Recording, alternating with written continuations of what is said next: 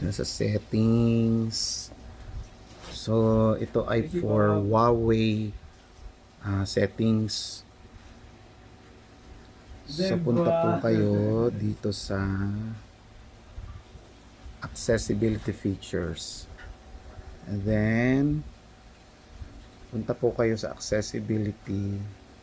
And then, punta kayo sa dulo sa others. Installed. And then, ayan. Yan po, i-disable nyo po yan. I-disable nyo po yan. Okay. Yan. And then, kapag na-disable nyo na yan, na-off nyo na yan, yan, pwede na kayong pumunta sa app. And then, yan, mabubuksan nyo na po yan.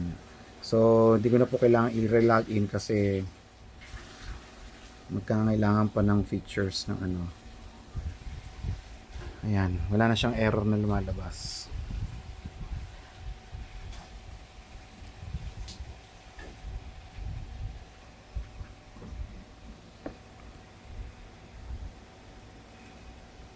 Okay, thank you.